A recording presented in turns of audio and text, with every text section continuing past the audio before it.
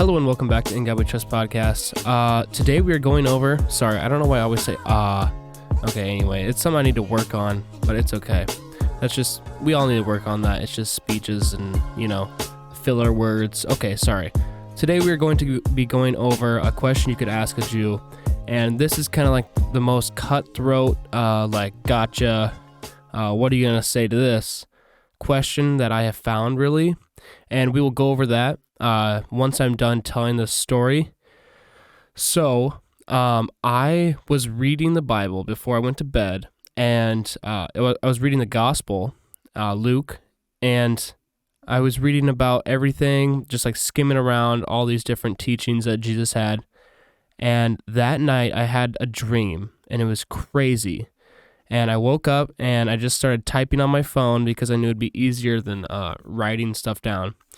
So I'm going to read to you exactly what I typed, and then I'll just talk about it a little bit personally. So here's what I wrote down when I woke up that next morning. Right away, I wrote it down. It was so fresh on my mind. Okay, here we go. So I was at work, and all of a sudden, there was a cross in there, and my friend Ryan was due to go get crucified. And he was around, and he was walking around and whatnot, and trying to be distracted and not face the fact that this had to happen. And they wanted me to do it as well, for a practice of mine tomorrow. And I was freaking out and saying why would you do it to me? I haven't done anything, and yelling and stuff. I was very, very scared, I remember. It seemed so real at the time, and I was legit freaking out, saying, no way I'm gonna do that. I haven't done anything at all. We were at work, so I was getting someone else to do it for me. So I was get someone else to do it for me. I don't want to do it, saying stuff like that, because I didn't want to die. But my friend Ryan was ready to get crucified. Then all of a sudden, we were at a football stadium, on top of the bleachers. And I was with my whole family, and we were cheering and laughing and having a good time.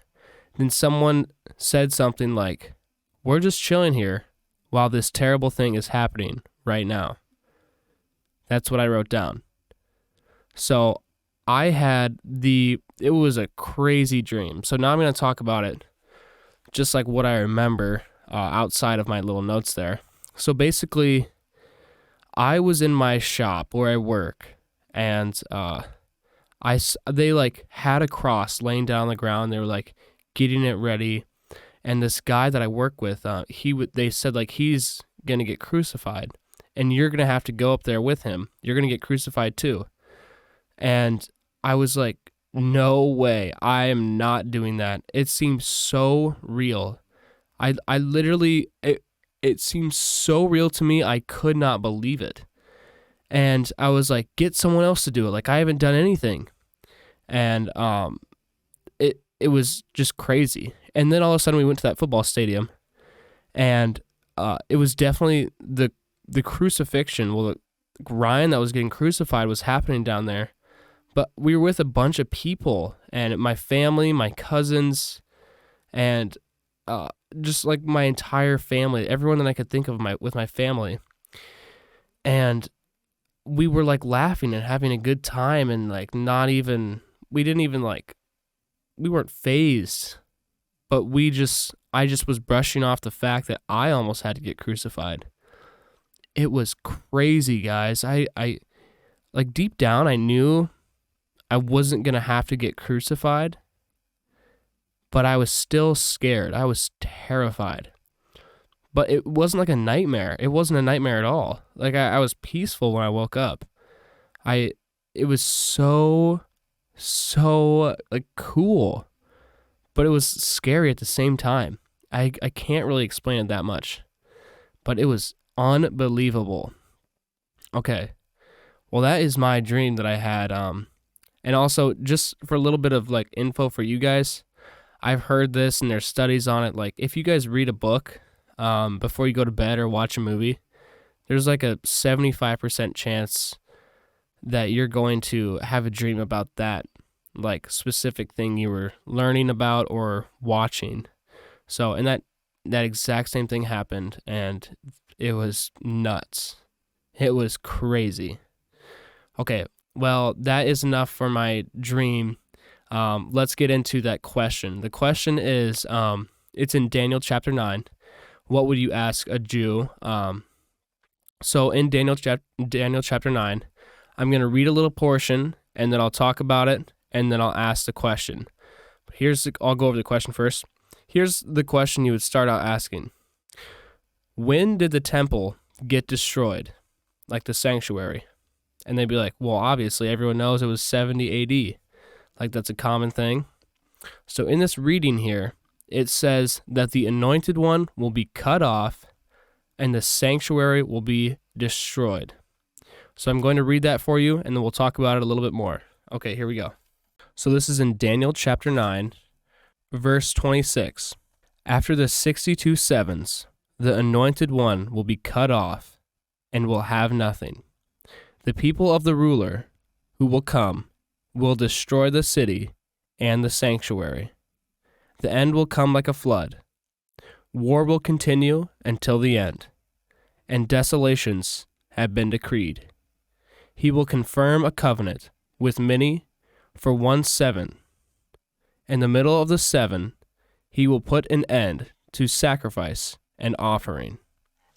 Okay, so it just said right there in the Old Testament, this is the Torah, the Jews' Bible, that the anointed one will be cut off, and then the sanctuary will be destroyed. So here's my plan to ask Ben. I'm sure that I need to learn more. I'm going to go ask a few pastors to explain this to me and whatnot. But here's my plan of attack, I guess. So I'm going to ask him. I'll raise my hand and I'll be like, so when was the temple destroyed? Or I'm going to ask the sanctuary, like the temple. Then he's going to be like, well, hopefully he'll know because he's very, very sharp. So hopefully he'll say the answer and he'll know. But if he doesn't know the answer, I'll tell him it was 70 AD. And then I'm going to ask him, so if Jesus isn't the Messiah, then who is the Messiah? Because if Jesus isn't the Messiah, there is no Messiah. Everything in here is false. Everything leading up to this, you can't have anything because there would be no Messiah. No one else in that time frame was claiming to be the Messiah and had the reputation. I guess I can't say no one else. I'm sure that someone else was somewhere. Nobody had the reputation like Jesus, the following, the crowd, and everything like Jesus did. So if Jesus isn't the Messiah, who is the Messiah? But he's going to say something along the lines of, well, that's our whole thing here. We don't believe that the Messiah has come yet.